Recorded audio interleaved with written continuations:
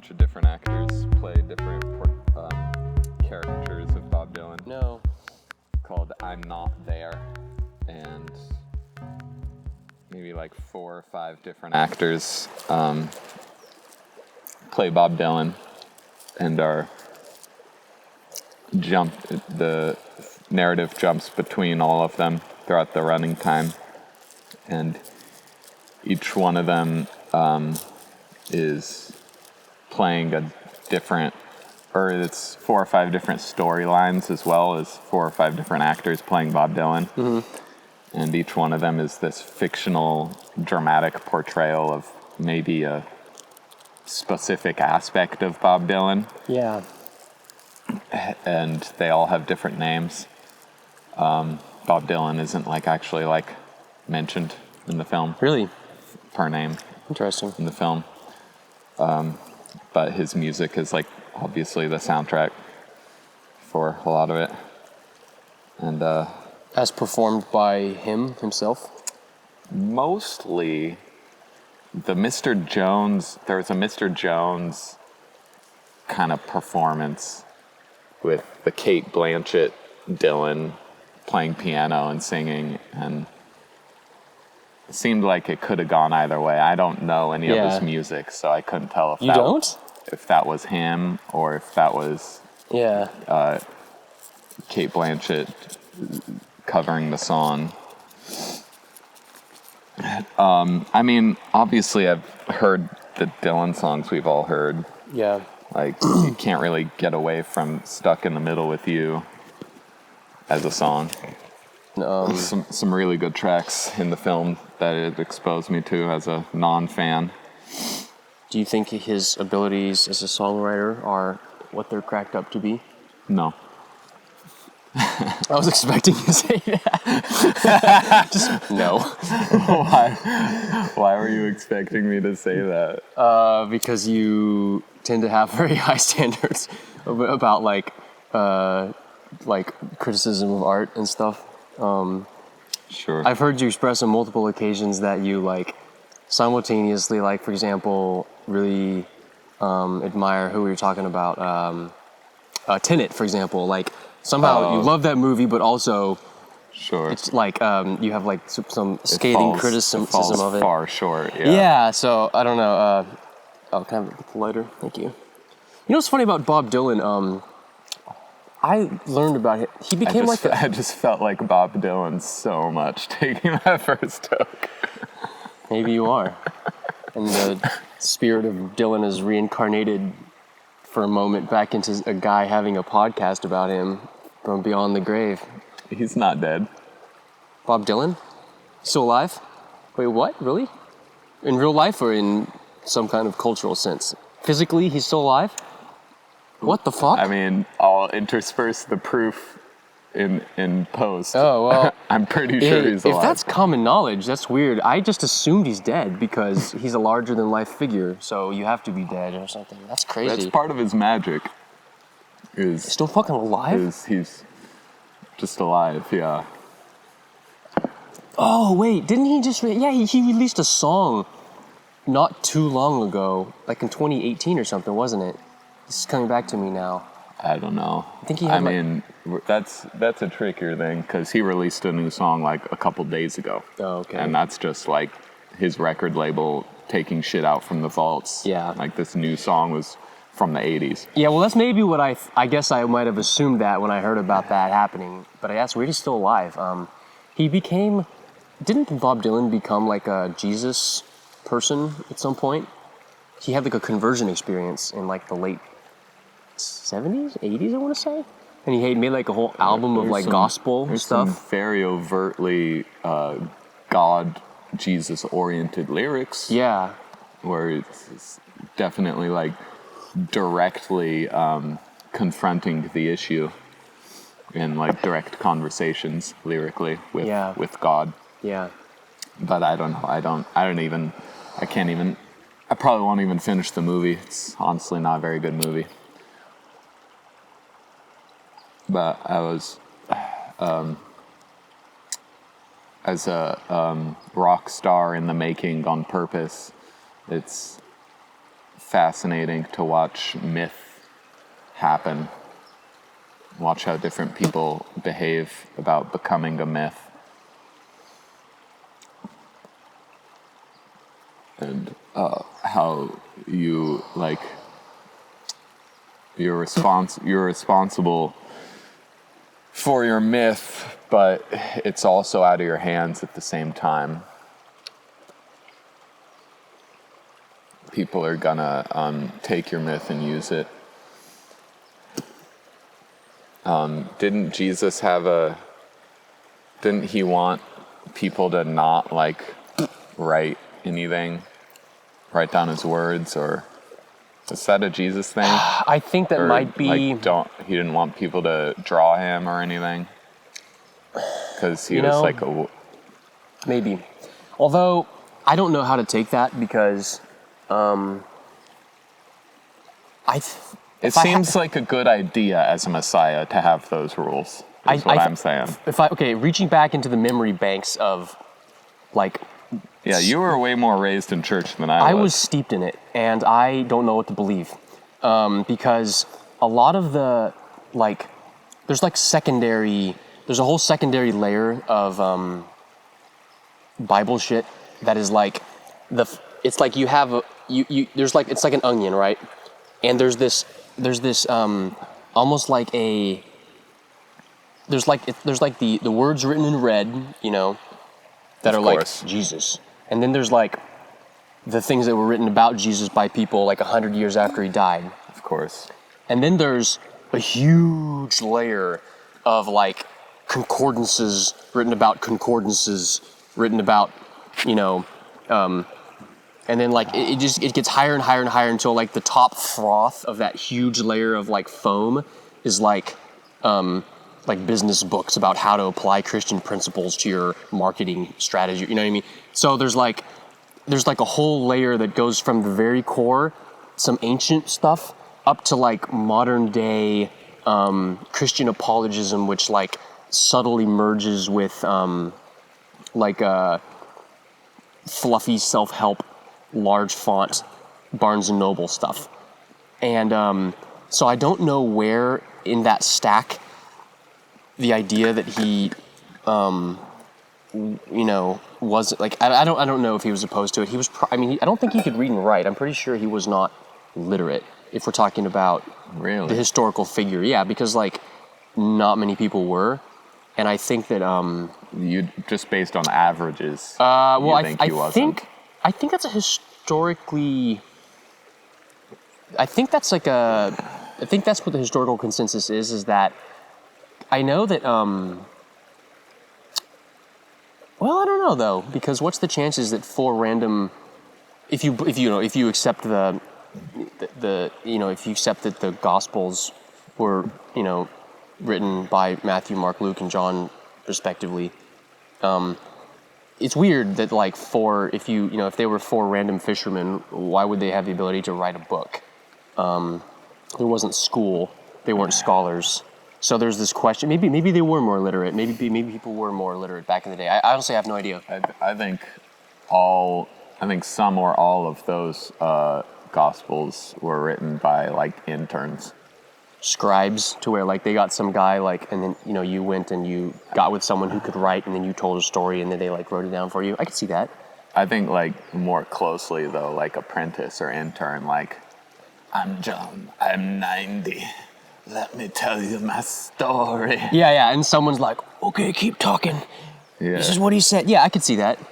Yeah, like you dictated, like how there's been people who wrote a book, like that was just like in partnership with some journalist or something who actually wrote the book, and they just provided the material. Yeah, I could see that. I think that's probably what it was. Basically the only way to get rock star memoirs. The Keith Richards memoir called Life is really good, but it's definitely ghostwritten. And then Scott Weiland from Stone Temple Pilots is another ghostwritten memoir, and it's really good. But neither of those people are focused enough to write a book. But there's a focused, passionate person there, like prying them with questions. Right. which is now I'm flashing back to Interview with the Vampire, which is like a meta version of that, where it's like a zoomed out story of a ghostwriter plying a vampire with questions. Oh God. So is that written? I feel like that's written for people who either A, love vampires, or B, like the idea of being a ghostwriter. Because there actually is a movie called Ghostwriter, and the whole movie. It's good. Have you seen that? Yeah. No, the vampire. Okay, yeah. It's really good. Nice. And the movie is amazing too, and just the scenes of where it comes out of the flashback. I mean, most of the movie is flashback, just showing you the vampire having experiences, but then it'll like land back in the room of the interviewer with the tape recorder. Yeah. Like staring at him. Like Rust Cole. Yeah. Just like. Yeah, he's definitely smoking. Yes. Yeah, smoking and just kind of like, it's like this really slow, deliberate, like, all right, how much time you got? There's something really cool about that.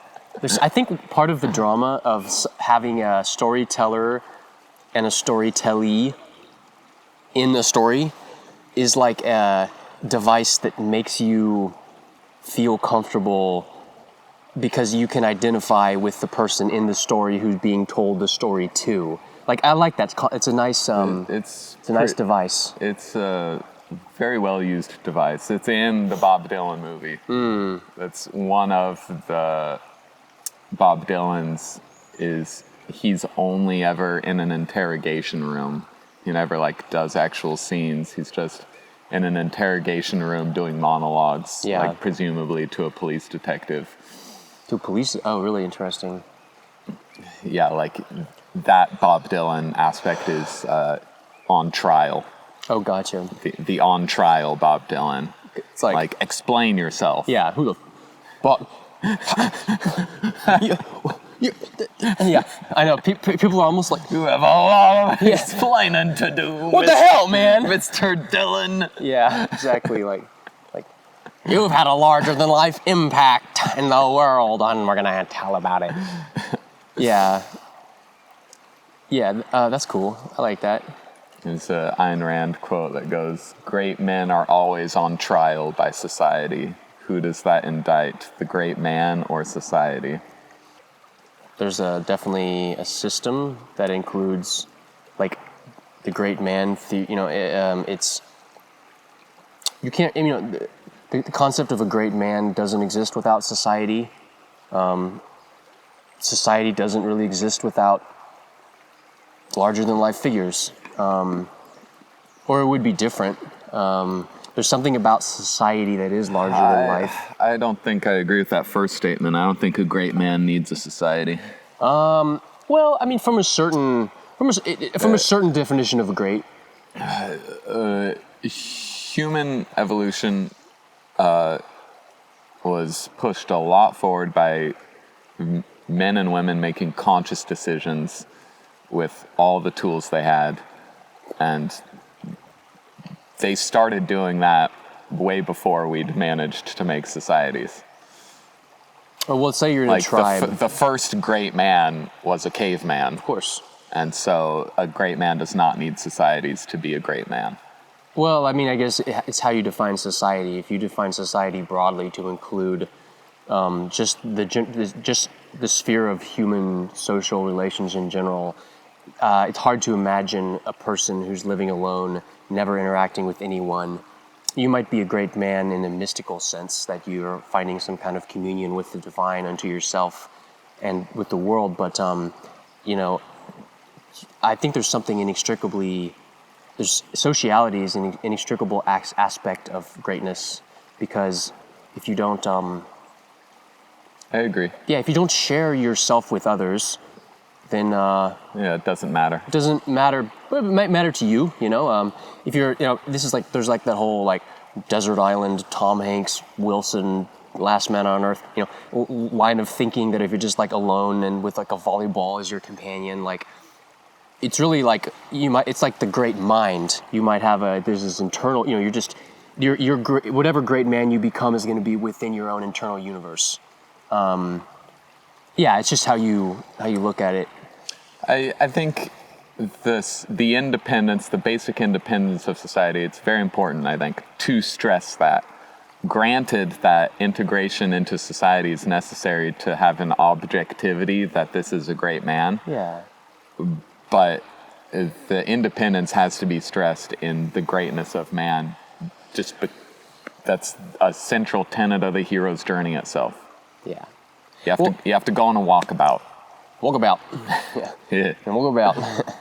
Yeah. I mean, there's a selection bias too, because we don't know about people who we don't know about, like the great men that we don't know about. Yeah, like we don't have any way. We can just hypothesize about them in the abstract. That like, I bet there was probably a person who no one knew about who was like even smarter than fucking Isaac Newton and just was no one knew about them. But I mean, I guess that like it's kind of both. Like there is a societal construction version of every famous person, and then there's the actual famous person. And the two are not the same. And I don't think they necessarily, one of them doesn't depend on the other. Like, you don't need people's knowledge to be great, but you kind of have to be great for people to know about you in some way. Even if it's just like you become a meme or something, like that's a very accidental form of greatness. You could say like, you might just be infamous or iconic or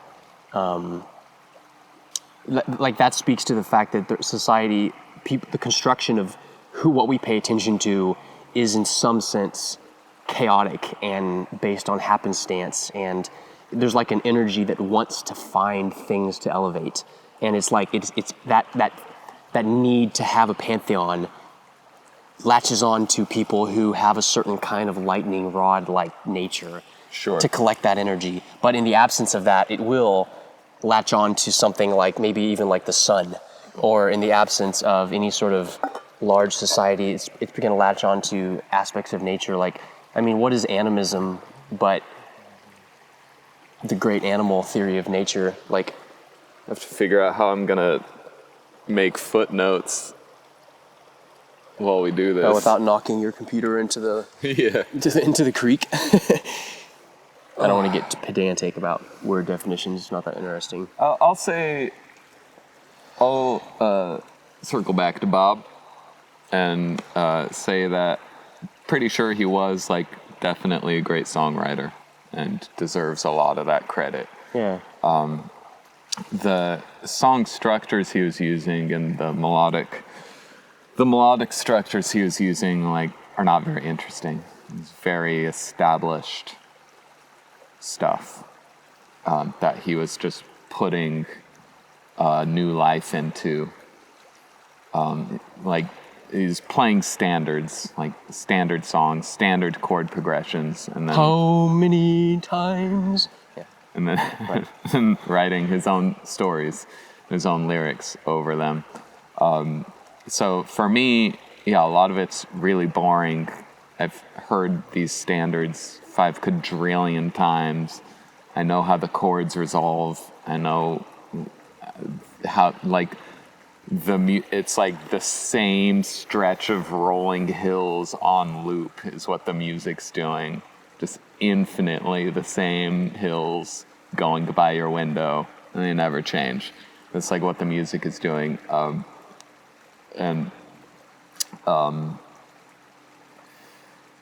But he's great for his time. He did what an artist is supposed to do, which is take what your ancestors have gotten up to so far and innovate it further in the way that is in your strong, take your strength and innovate it and push it forward. And that's in storytelling for him. Storytelling and lyrics and metaphor and stuff. And so, yes, he is an innovator and made a lot of forward strides on the part of songwriters everywhere. He's seen as he's like a bard or a minstrel. That's kind of his archetype.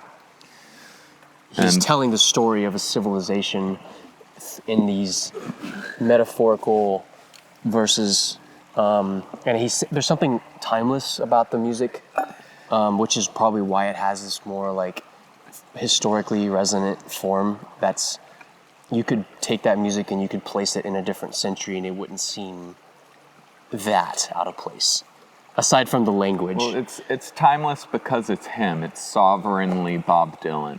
He's writing for his own sake. Right. He's not needing anyone else to approve or disapprove of what he's doing, and so it stands outside of time. It's basically independent. It's Bob Dylan, and in any time you play a track of his, it's still going to be timelessly Bob Dylan. Well, the human spirit is timeless.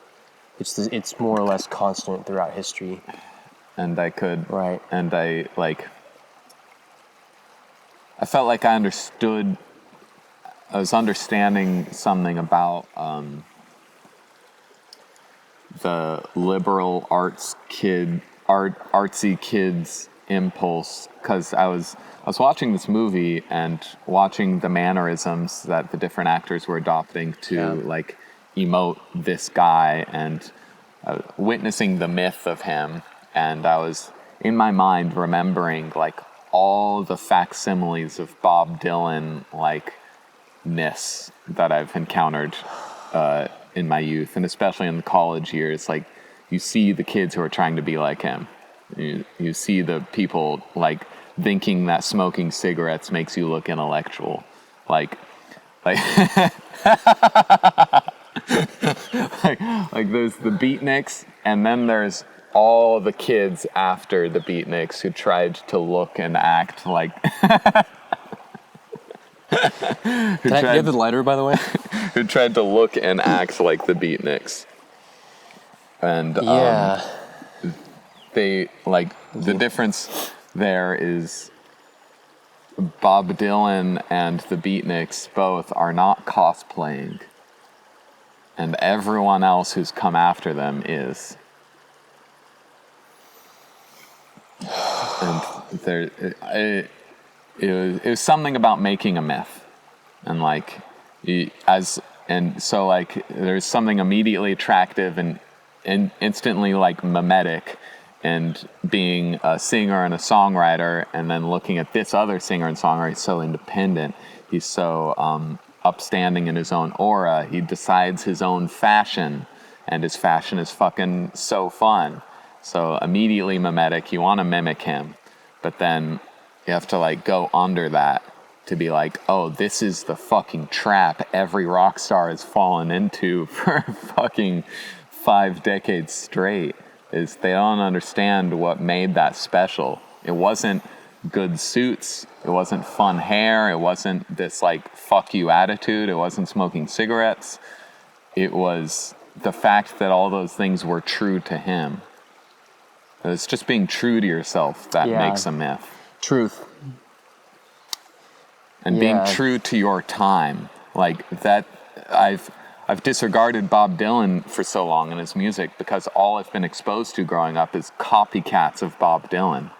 And it's so fucking gross and stale and obviously copied from someone else.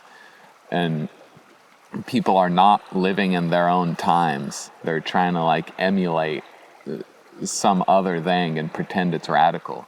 Like even Bob Dylan got over how radical he was after 10 years or so, and just moved on and tried to tell the rest of the world to like move on.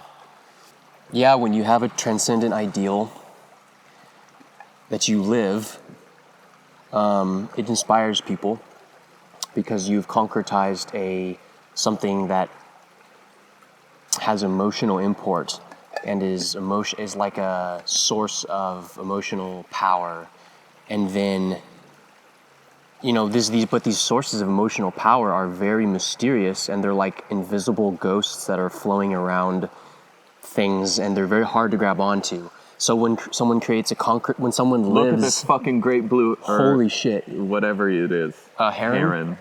the big kind of I wish. heron. Okay, I don't. Like, we can't pick up the phone because it's precariously balanced on rocks. But It just fucking swooped in, like spread winged to land in and the now creek. it's standing in the middle of the creek, It's fucking big. getting ready to fuck up some fish. Yeah, dude.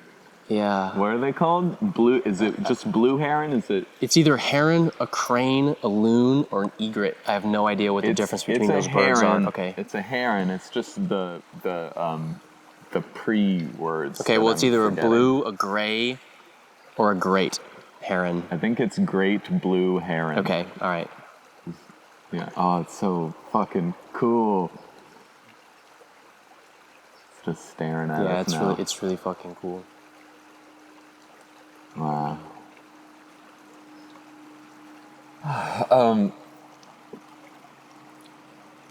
Yeah, I think we're like, and you and I are like unconsciously in the like attire of the world Bob Dylan made. A little bit.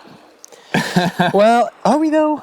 Really? Like, I'm just wearing boots, jeans, and a jacket. Like, is that really? What else would I be wearing? A suit, a top hat, like pajamas. Like, Well, what? I mean, your shoes are very Dylan. Oh yeah. Maybe we can get those out of the camera. Okay, but does Bob Dylan have a monopoly on fashion? No, I get what you're saying. All it means is like we're obviously American hipsters. What are you talking about? I'm wearing white New Balance. I was kidding. I'm not.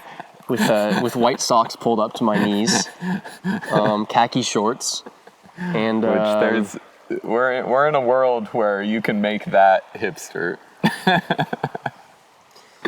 oh my god, I can't fucking wait. Oh, did I tell you what I'm gonna? That reminds me, totally tangential, but so what are you gonna be for Halloween?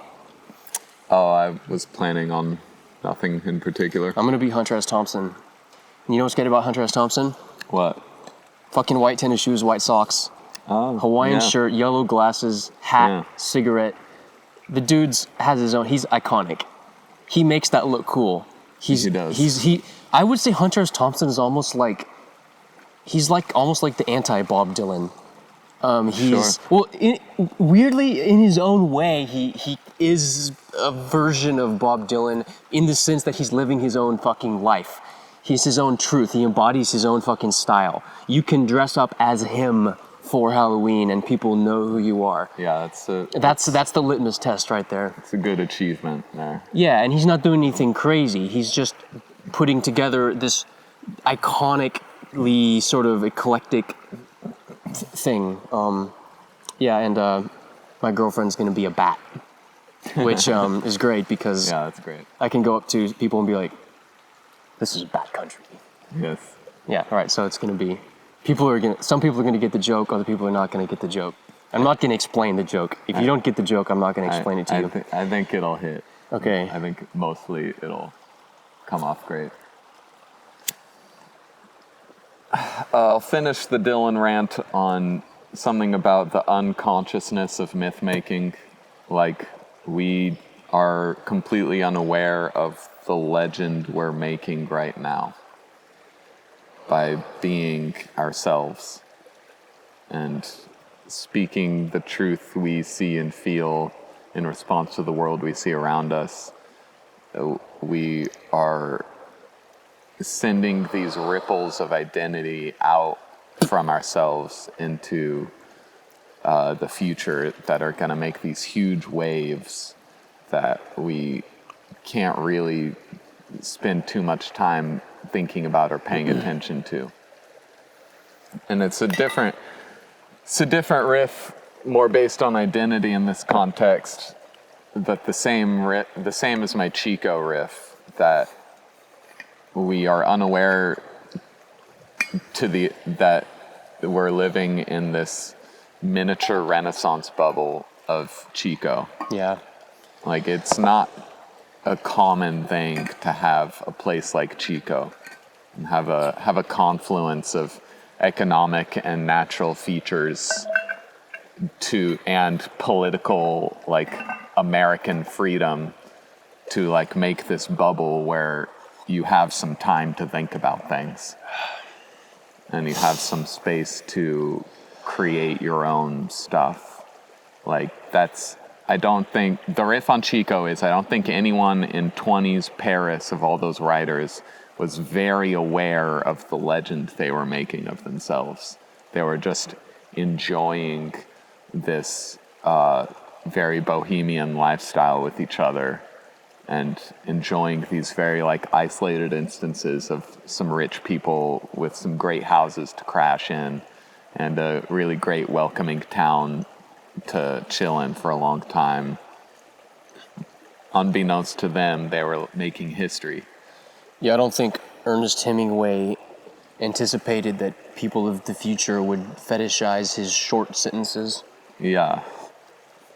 He just did it because he wasn't thinking about it, and he was just drinking and writing.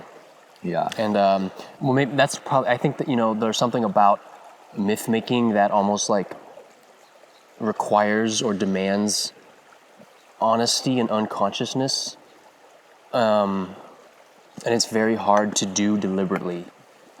It's almost, I would say, self-defeating if you think about it too much. Well, there's a trap there if you think about it too much. Yeah. Obviously, here I am thinking about it, and I'm trying to make life decisions too. Well, actually, we're thinking about it, so we're safe. There's an extra layer of protection. Like I'm trying to leverage that phenomenon because I've seen it outside of myself, so now I can innovate upon it consciously and go, wait, guys, Chico is another one. Like, Dude, don't tell anyone. Let's stay here and try and make it really fucking beautiful. Yeah, I would really not. I think that being overly self-conscious leads to, when something becomes self-conscious, that's when it goes to seed. Well, it leads to cosplaying, like I said earlier. Yeah, it attracts. It reminds me of a thing that there's like a. It's been said that when a metric becomes a goal, that's when you've really lost your way. I don't understand. Like if you have a goal and you're like, I want to accomplish my goal. Maybe my goal is to create a great product. I want to create a website that people really use a lot. And you go, well, because I'm in an organization, I have to have a way of measuring how much I've succeeded.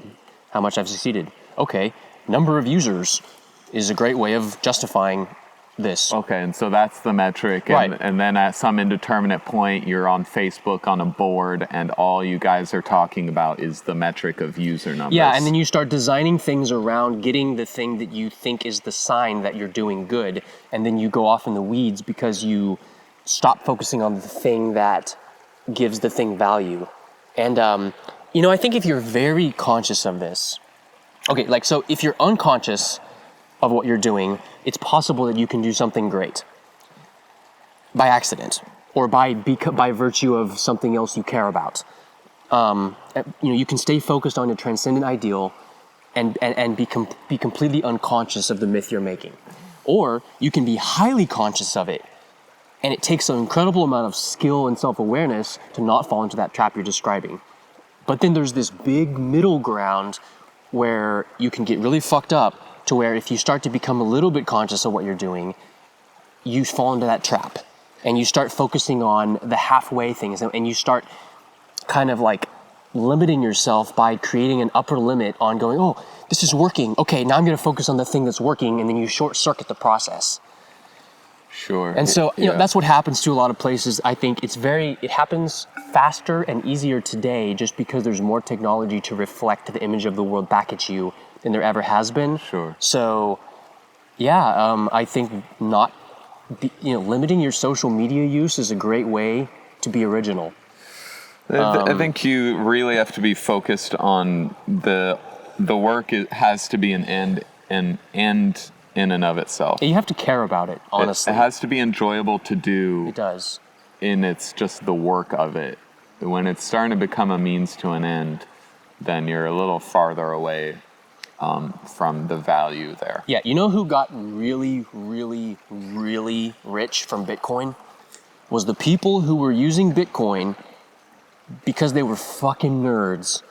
Just having fun. Before anyone had any idea that it was ever going to be worth any money in the future. Yeah. And when most people completely ridiculed the idea that it would be, and people were like, well, I don't care, I'm going to spend 10,000 Bitcoin to buy an axe for my dwarf. Okay. Yeah. In World of Warcraft or whatever it was. Those are the people that like accidentally had some Bitcoin that they forgot about, and then like they wake up one day and they're like, oh, I'm a millionaire. Yay, now I can play World of Warcraft all day. Or whatever it is they do, cocaine and hookers, or depending on your disposition, move to Philippines and become Q or whatever that guy did. I don't know where he got his money from, but it probably was something like that.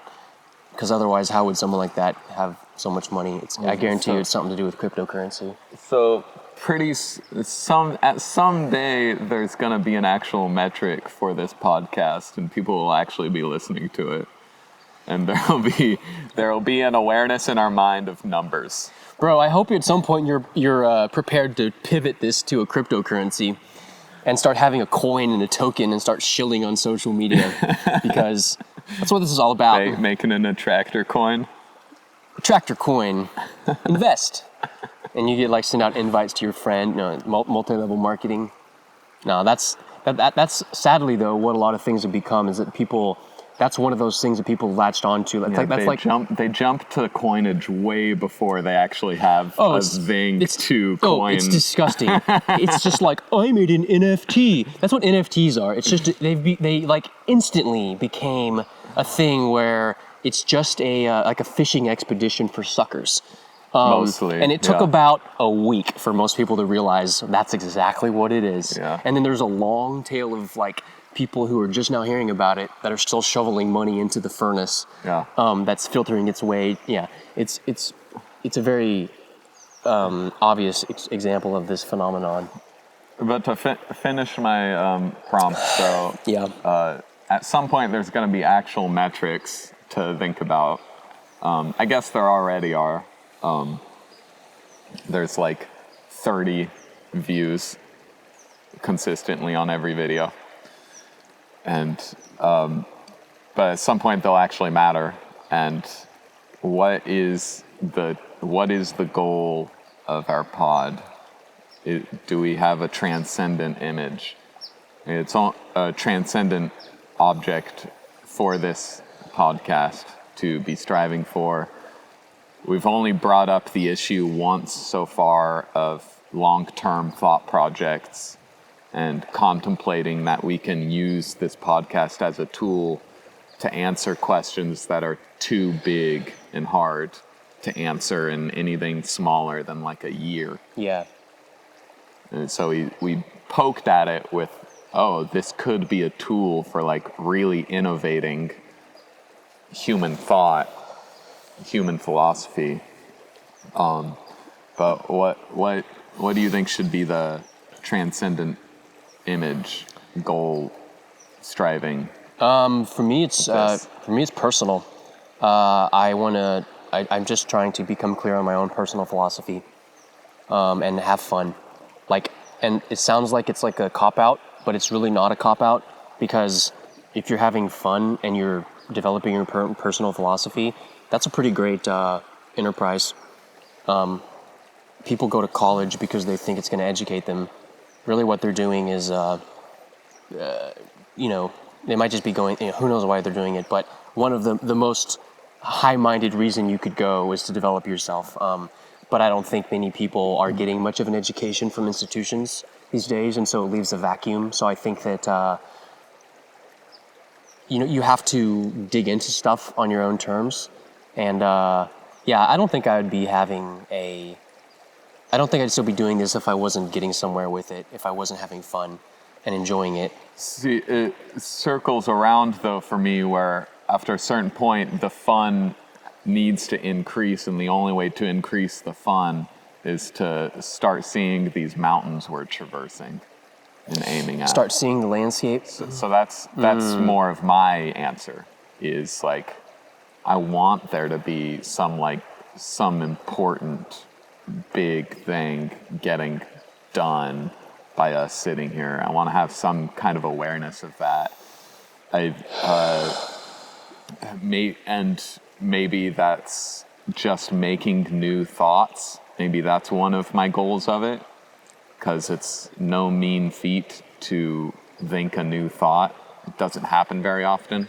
I don't believe that it's impossible, which is a conceit you hear sometimes, that there's nothing new under the sun. I just think it's really difficult, and you have to get a really good grounded sense of where you are and what the very next low-hanging fruit step is, and then take that step. And then you have a half new thought, and then and that takes a lot of work, and then you have to go build on that half new thought, and then you get like a full new thought somewhere down the line. So it's like a laboratory of new thoughts. Yeah. Of course there's something new under the sun. I don't think that there is nothing new under the sun. Like, I understand where that is coming from, but where'd the fucking sun come from? Like, and I don't even mean that as a joke. I mean, literally, like, even the idea that there's nothing new under the sun, like, at some point, people became conscious enough to realize that, and that was a new thing. You know, there's definitely new things every single day. Like, of course, they're composed of other things, but recomposing things in a novel way is absolutely something new. Because where do you think those things came from? Those are recomposed things too. So I'm trying to like think back and like, what are some new, like, has anything been created here? Yeah, what new thoughts have we had? I honestly couldn't tell you. What I can speak to is a thrill, a real physical, spiritual, mental, emotional thrill I've had making these pods, very dependably. Like, we'll take a time out and I'll go pee, and I'll very loudly have the impression of like, I'm having the time of my fucking life right now. This is so much fun. And it's associated with like a feeling of discovery. Like, I feel like we get to parts in the conversation often where I feel like we're like discovering the next one and the next one and the next one and what's going to happen next, and oh my gosh, there's something there. Right. Yeah, for me it's actually just, I've been really surprised at how easily things can flow if you don't think about it too much. I think so earlier in my life I had this idea. Look at this one. What's this? The orange belly. You see it? Oh yeah, I think that's like a robin. It's beautiful. Yeah, it is. Birds, man. Bird watching. Yeah. Yeah. Earlier in my life, I thought of myself as like I was destined. Maybe this is a Bob Dylan thing or something, but I thought I was going to be like a writer. Like, that was my idea of what my career path was before I started thinking of myself as a programmer, as an engineer. I thought of myself as a writer, and it went nowhere because I wasn't ready to be yet. I didn't have anything to say, or I did, but I didn't know how to say it, or I wasn't confident enough to say it. So I feel like I'm working on developing an attitude of being able to just like kind of freely instantiate thoughts and just put them on a table in front of me. Yeah. And that feels like progress to me, because I remember in the very beginning, even just the idea that I was being recorded with audio created this kind of self-consciousness that was this self-short-circuiting loop that would block words as they were coming out of me. And I mean, that's a very familiar thing, I think, to a lot of people. I feel that way all the time, still, to this day. But somehow, yeah, just almost like getting used to like exposure therapy almost. Just being exposed to a camera is really important for me because I have a highly self-reflective perspective. Oh, I just fucking stepped on my cigarette. Oh shit, man. No. Is it still smokable? No, I'm gonna make it smokable. I'm committed to this little guy. Yeah, I'm gonna... I have a personal goal of only one of this podcast. Because Jade and I are gonna do a long form conversation recorded this week. You're gonna need to smoke. And I'm gonna need to smoke. We're both gonna need to smoke to... Jade? Does Jade smoke? In this context... In this context? I don't know how much she smokes. She doesn't... I feel like... I don't think I've ever seen Jade smoke. She does, but on the sly. On the sly? Sorry, Jade. Blowing your cover. But we're gonna use this form to break into more of our conversational abilities. Yeah. We make these for films. Oh, we have to smoke. If it's about a film. Well, we're like taking the film part out of it to just focus on the conversation part of it, to just get better at that. So that's this week, and we're gonna use cigarettes as a crutch to help spark things along. Something we do though with that, which is in this context of you as a writer, in the film desk section of the Mandarin, we are watching a movie and then filming a podcast immediately after about the movie, and then going home separately and doing a write-up after the podcast, and then we have a back and forth written conversation that we finish and make look really good, and then we publish a big write-up and the video together. And that's like super fucking challenging in terms of learning how to think that you're talking about right now. Like, it's not enough to just riff on the spontaneous flow of thoughts, podcast style. We then have to account for what the fuck we just discovered and like make it cohesive and make a story out of it in written word. Yeah, you know what podcast riffing is? It's like digging ore out of the ground. Like if we had to do that ourselves for this, that would be really fucking educational and growthful. Because like we listen to the podcast after we make it, that's one level, but then to like take the most valuable grains of thought we found and then like enunciate them a little further in the written word would like force us to be accountable. Yeah. To like put all the mineral bearing ore into like a processing thing and like shake it to get the fucking nuggets out. Yeah. Man, that's a lot of work. It's a shit ton of work. I'm not saying we're gonna do it. What I'm content to do is just dig a massive pile of potentially thought-bearing words out of my unconscious and pile it up in a parking lot, and the future can dig through it. Or maybe myself, if I ever become like quadriplegic and have absolutely nothing to do all day. No, the idea is our actual careers will each make us individually famous, and then we'll get these interns, like the Gospel of John style. Good plan, bro. The interns will shovel through all this. It's an amazing. Us. No, it's an amazing plan. I want to be immortalized. I want to have the words be in red, and I want to have a new religion based on this podcast. That in the year 4000 AD, CE, Common Era. First obstacle. Jesus Christ, there's so many fucking animals right here. Okay, looks like the danger is past. Okay.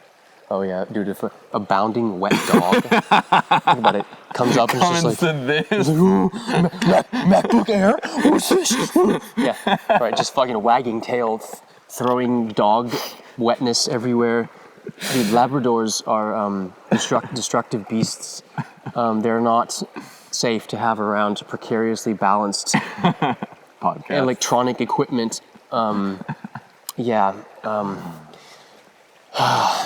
Unsophisticated beasts. But yeah, that's the general attitude of all these supplemental activities I'm doing. Like, I'm really just focusing on writing songs and making money.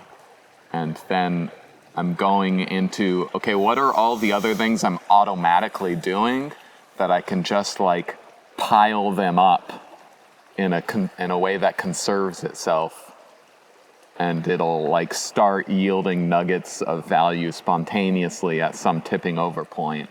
But I don't have to do anything because I'm just focused on songwriting and making money. But this podcast, passive income, like active passive income. We're actively making this, but it's just going to be passive income for us both. The farther in we go, it's an automated pattern at this point, and we just do it, and it'll just grow itself. What is money? This is what you always want to talk about. Yeah, it's what I always think about. Not because, and sounds weird, but I promise it's not because, it's not about making money, it's about figuring out what the hell money is. I think it is one of the most interesting, unanswered questions of the world today. What the fuck is money? And the last time I was talking about things with Jordan last week, I was just wanting him to just fucking read Ayn Rand so we could carry the conversation forward, because there's so much thought that's been done, so much progress has been made on these questions. Not that they're the answers, but like people have really done some good fucking work. And laying the groundwork of what value is and what money is in the spiritual sense and like the first cause sense. And what Ayn Rand does in that territory is she makes it understandable. Like, she's a philosopher, unlike any other philosopher in history, you can understand what the fuck she's saying. Hey, I can think of a couple other philosophers that are understandable. That's because you're intelligent and like... Alan Watts, bro. Super understandable. But he's this tour guide of philosophy No, more than a philosopher. I don't think... No, dude, he has some really deep, profound ideas that have informed my perspective about a lot of things. He's a very good one. He's original. Sense. He's a very... In this sense of being understandable, he's a very good philosopher. Since I will give you this. I'll give you that. And back to money, I was also talking to Max, because he's deep in the blockchain. I think the first NFT that ever sold was one of his. And he fucking loves expanding on the world of NFTs and the world of blockchain coinages in general. I had a huge conversation with him in Naked Lounge about this a few months ago. And virtual spaces in general, and what to do with virtual spaces. He loves all this shit. And the last time him and I were talking, I did my thing, which I always do with you, of this knee-jerk recoiling from the abyss. And I go, the gold standard, please, can we? Oh, just straight up gold? Like, I need a reference point in this conversation. Gold. Just objective. Gold! Objective, physical, fucking value. Ron Paul. Please. He's like, gold! Just like comes into the shot. It fucking like lands, just like, gold! Gold! Gold!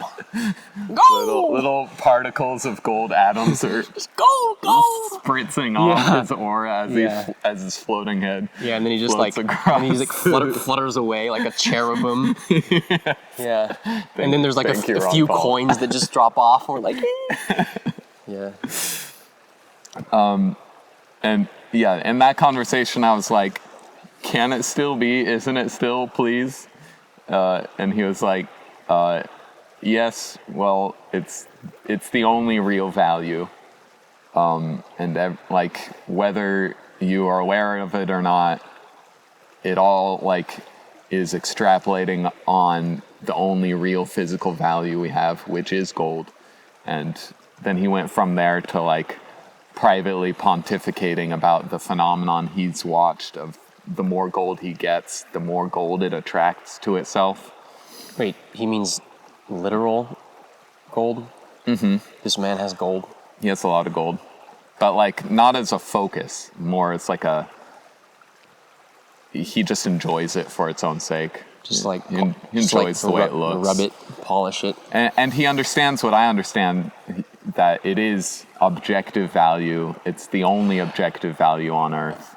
And he doesn't, like... Wait, I just don't think I agree with that. He doesn't, like, build an internet infrastructure about that. He's obviously busy making new currencies. Wait. I don't think gold's just is a symbol of value. It's the most accurate symbol of value in physicality. It's the most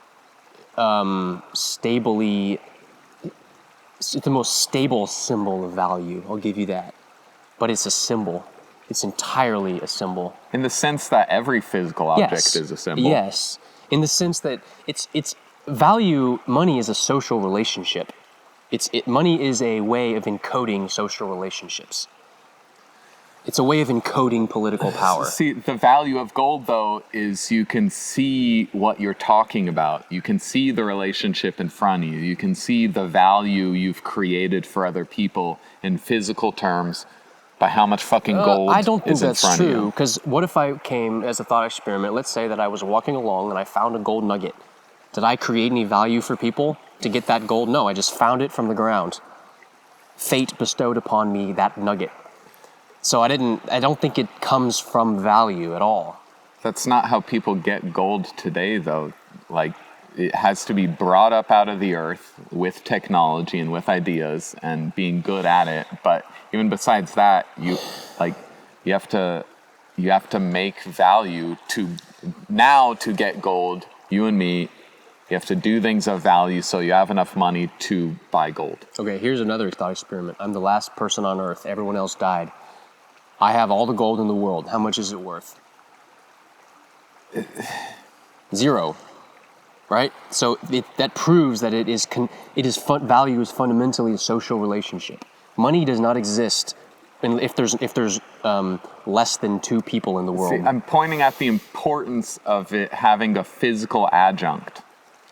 Well, it has many. There's gold, there's silver, there's tobacco, there's copper. There's like all sorts of stable symbols. I think the reason why gold is the most stable symbol of value is simply because it is an element. It cannot be created or destroyed with our current technology. It is durable, it doesn't rust, and it is rare. And it is shiny and attractive and has this universal acceptance among cultures who've independently realized, gee, this is great stuff. And so therefore it becomes a really solid basis for a currency, or as a store of value, or a symbol of value. But a symbol of objective value, specifically. I would say an objective symbol of value. But I don't think value is not objective. Value is entirely subjective, in my understanding.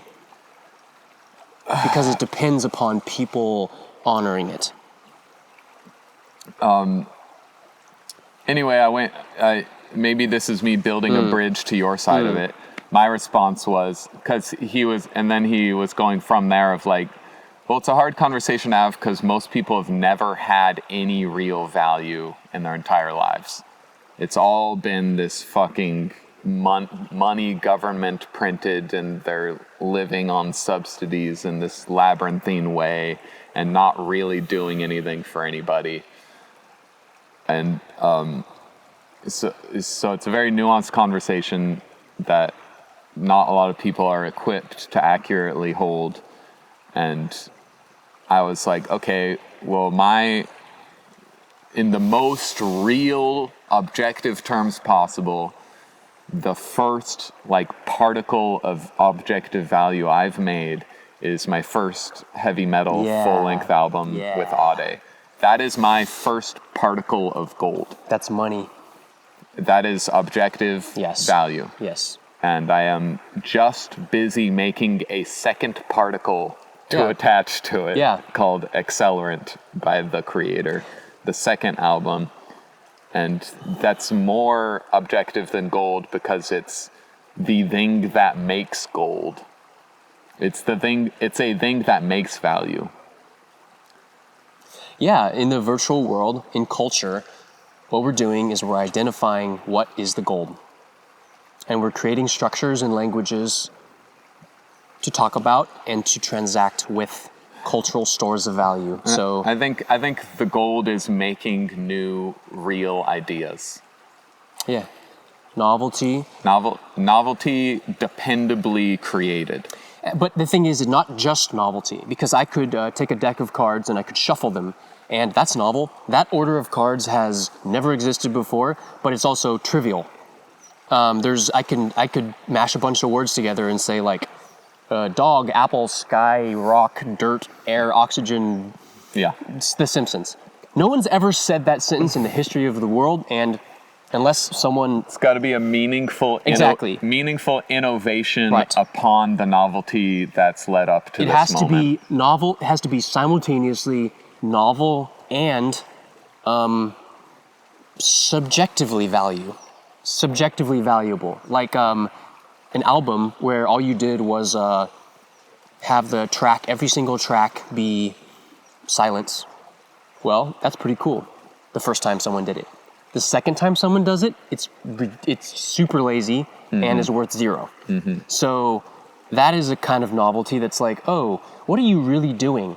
The novelty is the thought, is the, but if no one really knows about it, like it's like novelty that has been given social sanction about the value. Well, so the real gold is getting your novel thought instantiated physically. Yes. In the minds of others. That process of new thought, now it's physical. And being good at that is the goal.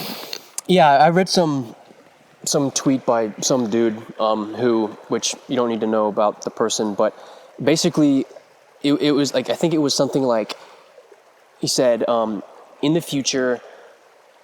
It's trying to break through this creek. Oh yeah, with thanks. Any spikes possible. Thank you for maintaining a video editor's mindset running in the background while we're doing this. It's You're welcome. Impressive. I don't think I'd be able to do that. Well, that's why I'm getting more than 50% of our course. proceeds. Indeed. Go ahead. The tweet was something like this. It was like, in the future, anything that has any real community behind it will be a source of, will be an asset, which will be a store of capital. Something like, Bitcoin has it's culturally iconic. And so it will never go away. You can never scrub that meme from history. There's never going to, there's a group of people who are actively excited about it, so therefore it represents a valuable asset. Or like certain memes that people have kind of built up like these sort of consistent structures around. So the only thing that like has value in this subjective world are the things that can be concretized and have actual humans engaging with them. And so what does that tell you? What it shows you is that humans themselves are the kind of base asset that project value onto objects. So culturally, gold is very valuable because it appears to be a universal human trait to project value onto gold. I don't think we've ever discovered a culture that doesn't value gold. So therefore we go, oh wow, gold is really valuable, but really it's just a very universal target of our projection. Value, it reminds me of the thing of like, taking this all the way back to the very beginning of the podcast, talking about Jesus. There's that line about the eye is the lamp of the body, to where in the sense that, and there's like the deeper, more occult, mystical meaning of that phrase is that your mind creates the world.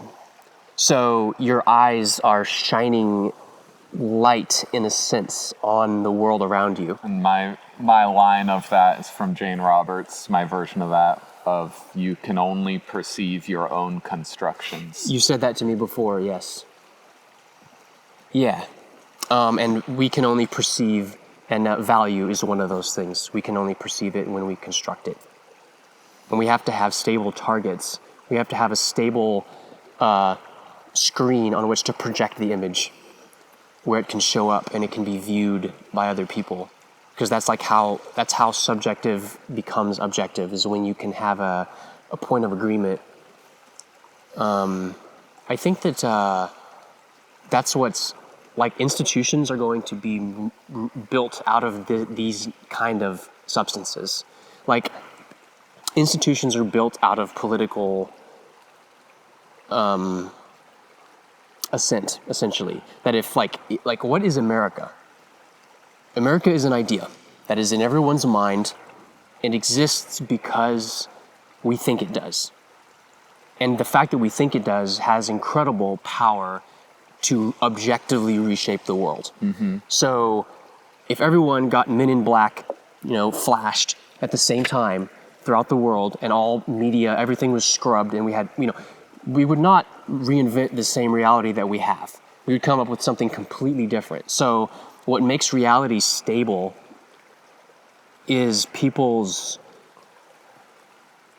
belief, but and so it's kind of like the nets that can catch and capture and concretize memes and turn them all these little viral particles into a healthy reproductive body that can actually can regenerate itself and can create progeny and can reproduce.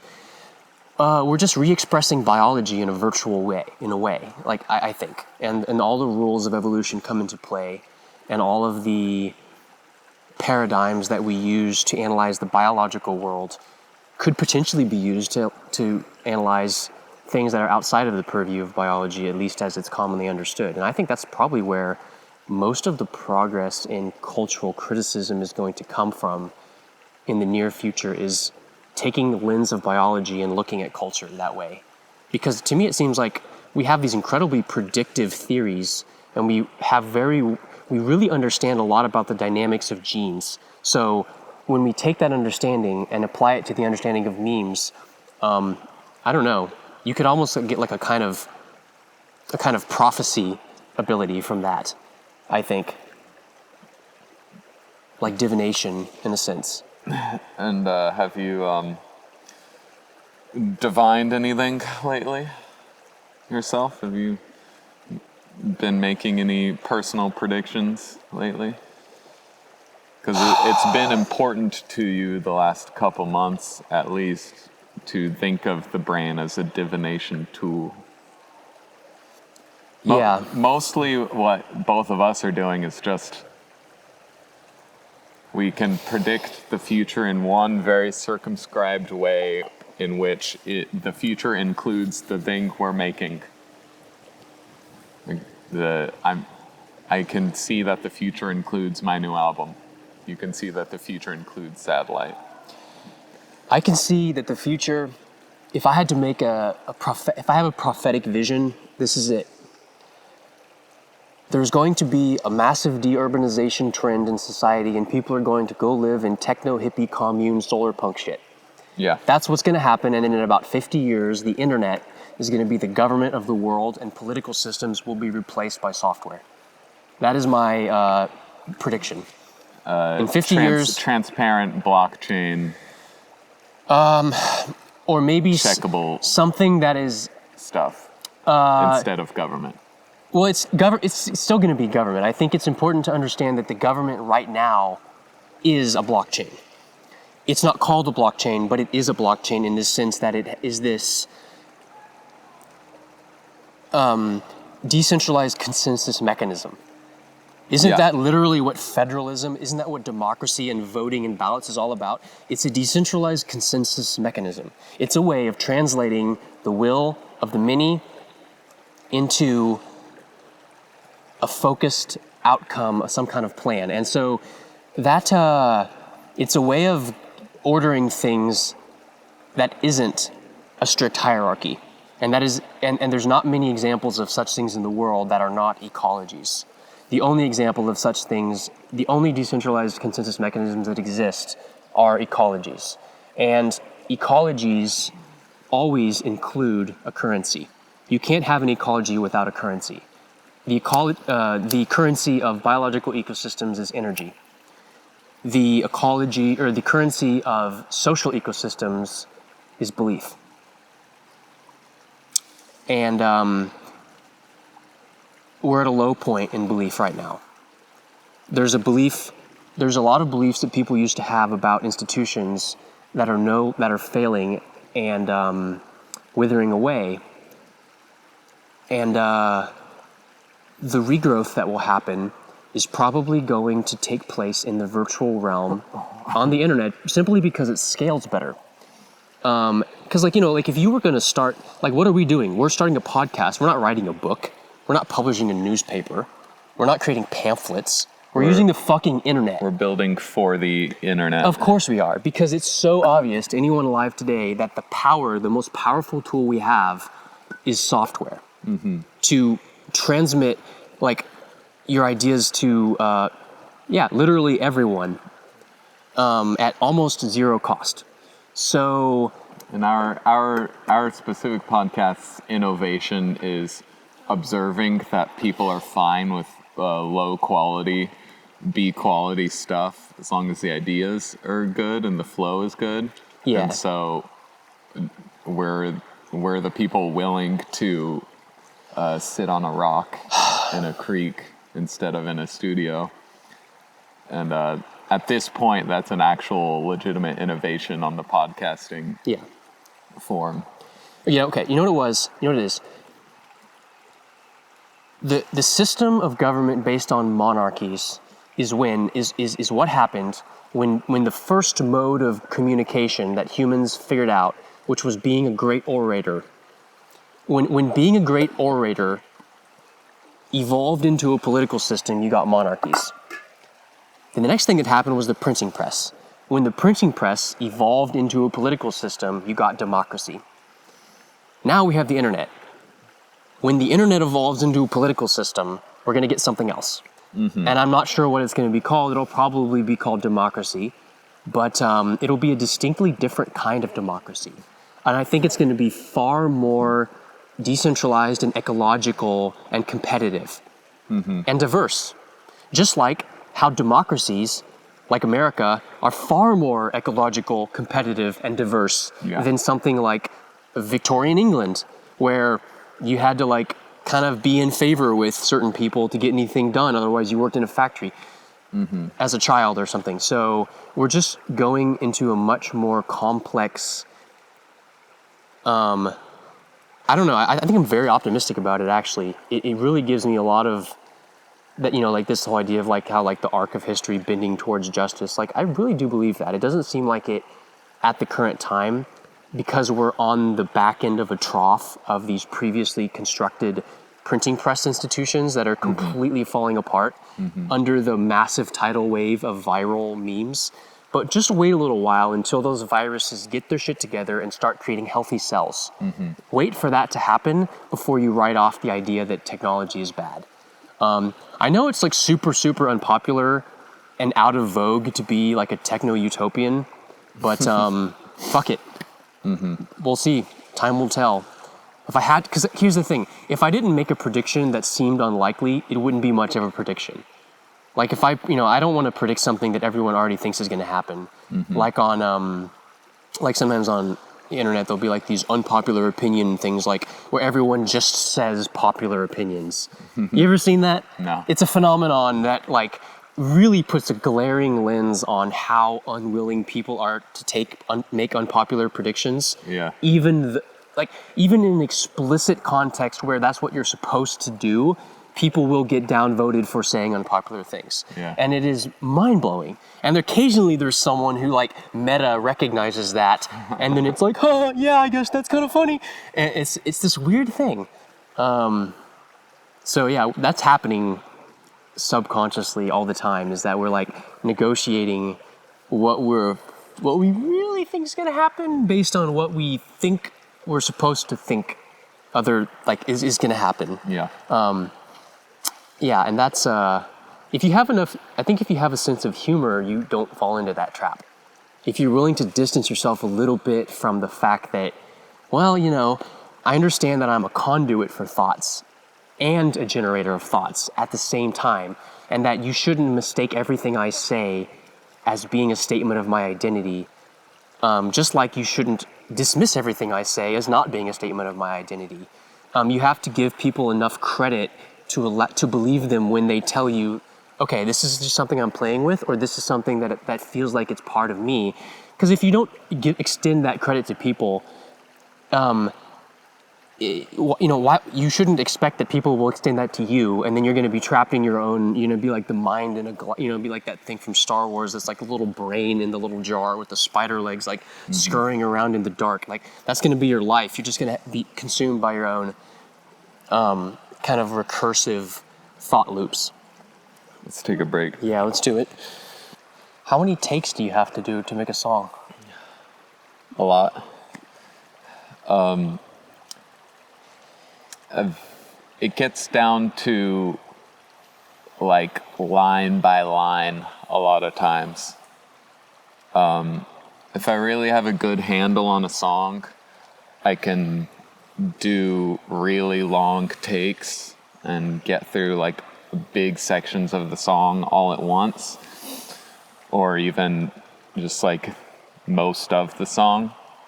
But then we still then go back through every single line and look at every single line and punch in, which is a phrase, like punch me in right there, and I'll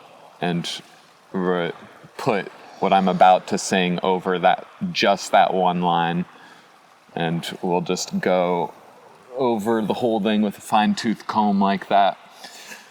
Like timing has to be just right, and pitch has to be just right, and then that's mostly where people stop. But then where you have to keep going is fucking dog. No. Hey, buddy. Okay, great. So you were there with Ade? Yeah. And got to go through every single line that all the pitches are great and what they're supposed to be, and the timing is where it's supposed to be in the groove nicely. But then most people stop there and they don't care if you can understand the lyrics or not. Oh, right. Yeah, metal is and metal way more extremely like that. Like they don't even want you to it's like they don't even want you to understand what they're saying. Yeah. And so most people just let that be, and that's good for them because they don't write good lyrics, so they don't want people. Dude, don't have to write good lyrics if no one can understand them. Exactly. Yeah, right. So people let it be that way, but I like lyrics. I want people to understand what I'm saying, and it's really fucking hard to enunciate when you're screaming. It's really fucking hard to like make a scream into a legible like statement. You even have to like change what you choose to say to like more readily cater to the fact that you're screaming. You have to like say more simple things.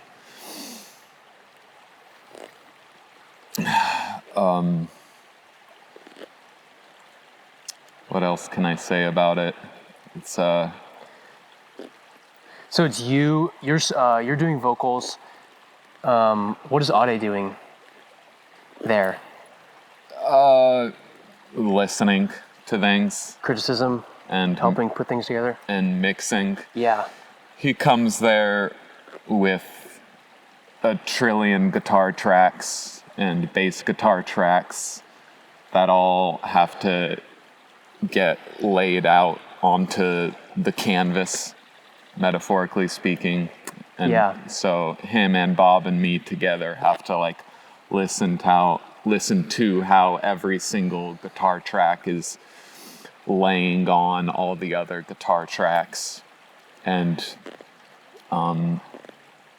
they all have different tones and different tone parameters. Like a given guitar track has a set of parameters of the guitar amplifier's head, and the amplifier has like 10 knobs. So that's 10 parameters to adjust there. And then there's also guitar pedals on top of that, and each guitar pedal is like 3 or 4 more parameters. And then there's the speaker cabinet off the guitar amplifier, which is parameters of which mic to use for the cabinet and where to position the microphone, how close to put the microphone to the speaker cabinet. And it sets up, and that's just one guitar voicing of like a normal, if you just did a basic bitch rock song, you're looking at like 4 guitars minimum. And more often it's like 10 for us. So do you, when you come into the studio, do you do like one take where you just like sing the song from start to finish? No. So you sing sections of it? I sing sections of it. Okay. Yeah. So the track, when you listen to it on the CD, album, whatever, is going to be like... You're hearing a zillion different cuts. Stitched together. All stitched together. Yeah. Is that the norm for recording? It's the norm for people like me who don't have time to be, or money to be professional musicians. Like, I'm just not good enough of a performer to make better takes, and that's just something I improve on over the years. Yeah. Like when I actually get to be touring, and when the thing actually pays me, then I'll be able to spend more time doing it, and I'll be a better performer, and I'll be able to do longer takes that are better.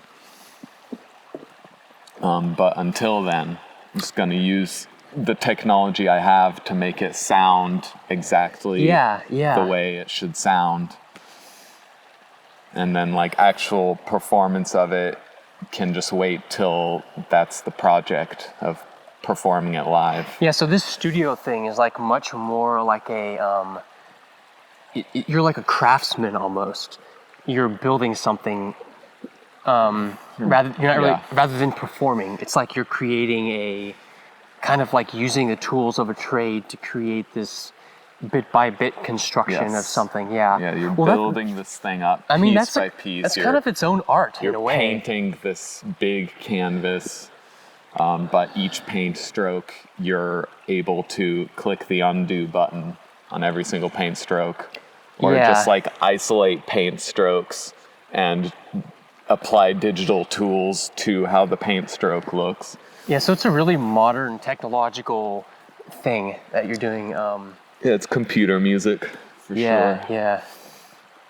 And the human spirit, is in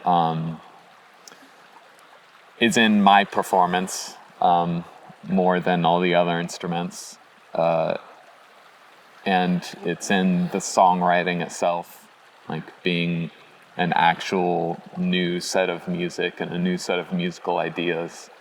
It's where the human spirit has to come through. Well, how do you emotionally prepare for this day? Because like it sounds like you have this technical mindset. How can you have that technical mindset at the same time as like getting into the flow of singing, or are you kind of offloading that thought process onto?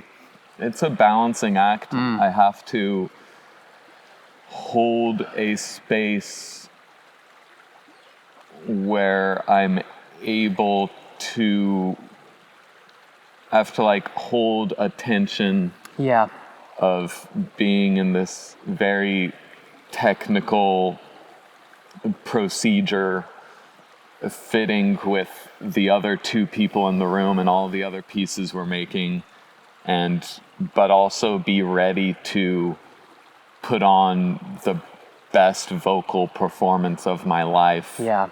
Maybe in 20 minutes from now. Yeah. And then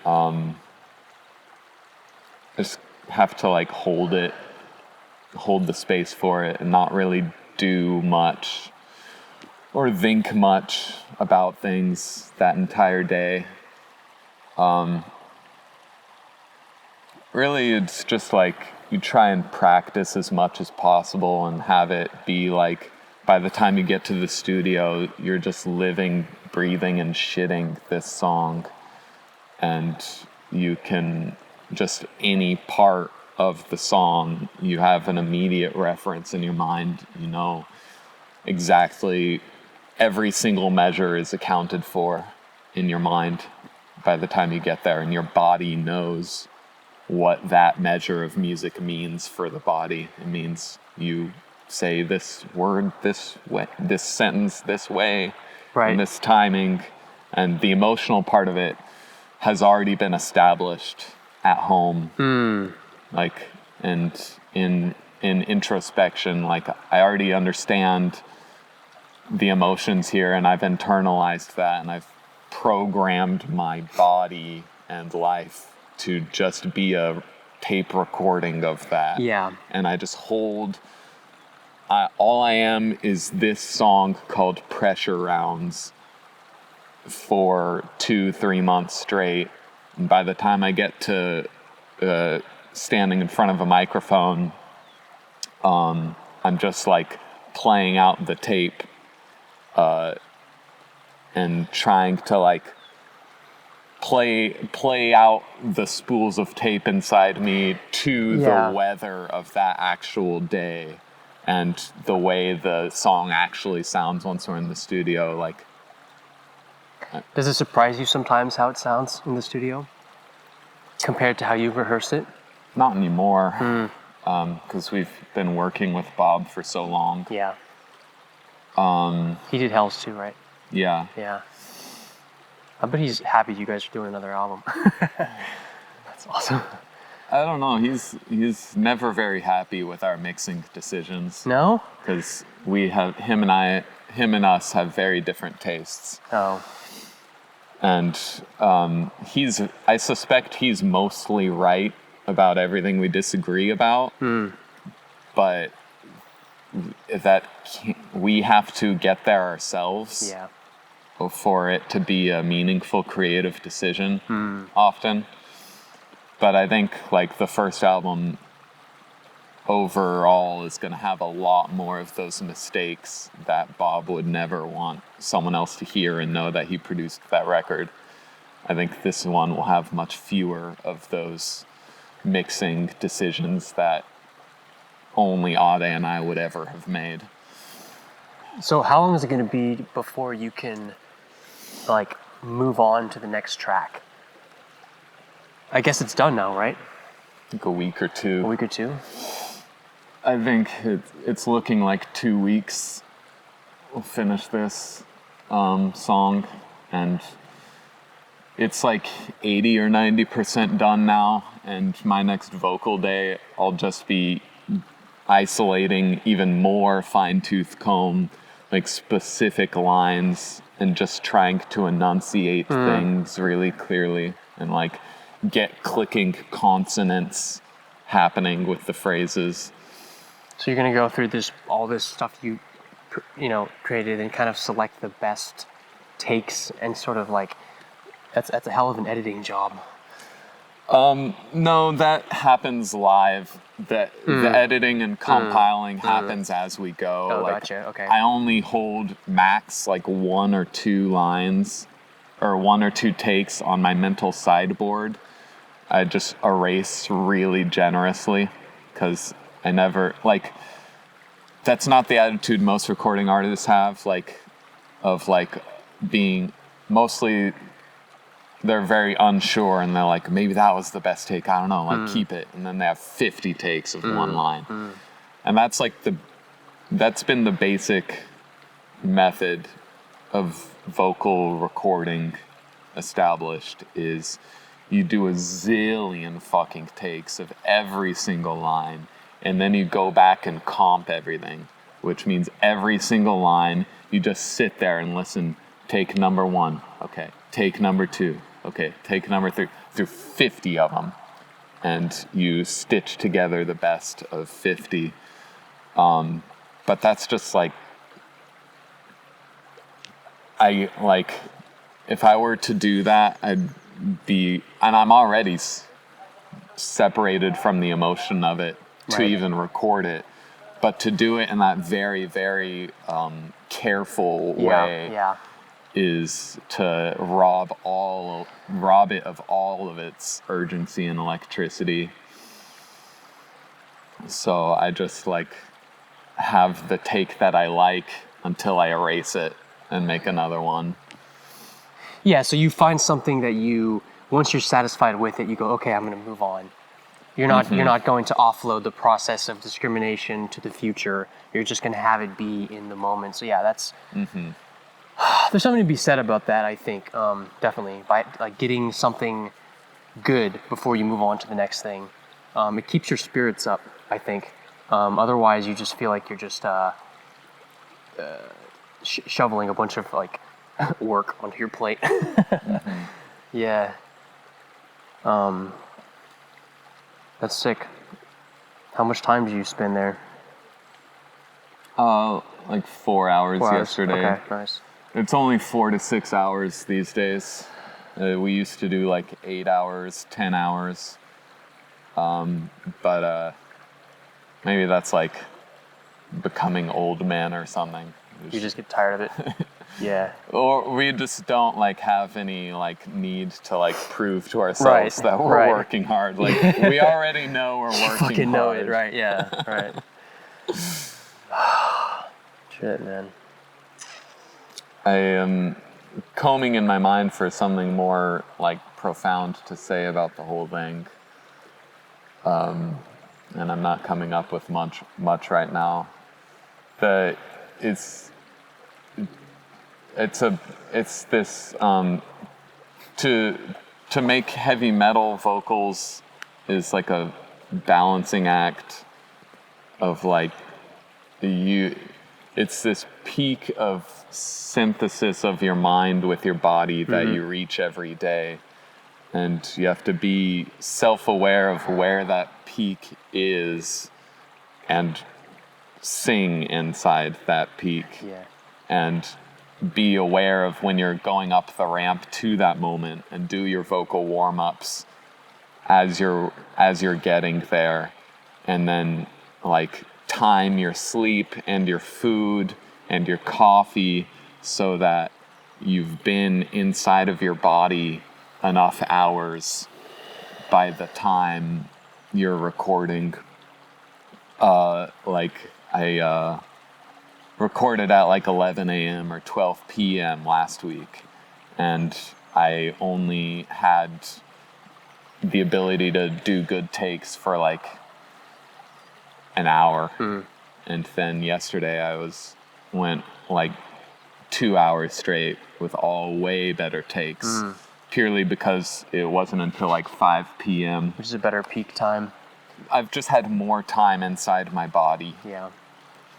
And more time to do more warm-ups. Like I warm up and then I let my body like just shake around all those pieces. Yeah. And then I warm up again, and then it shakes those new pieces into a more cohesion, and like the warm-ups cohere with the day naturally, like reaching a peak of integration. Man, it's gonna be so fucking sick when you can do like some live performances. It'll be It'd nice. be a whole different game. It's kind of just like a thing where you just get up there, all right, this is it, and then you do it, and it's done. In some sense, it's a lot less work, I'm sure, to get that dialed in like that. Yeah. We'll see. The live performance will be the result of like building a car made out of people. Yeah. A car made out of people? Like, yeah, like 5 people. Like, by the time we're ready to perform, it'll be because 5 people have been woodshedding of these pieces of music together.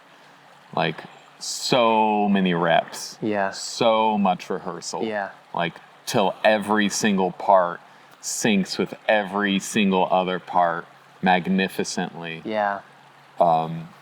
So, like, the actual work of going on a stage and doing it will be easy because we've literally, like, built steel structural shapes from nothing. Yeah. You're just seeing, like, the shiny little, like, tip of the iceberg. Yes. The whole thing, right?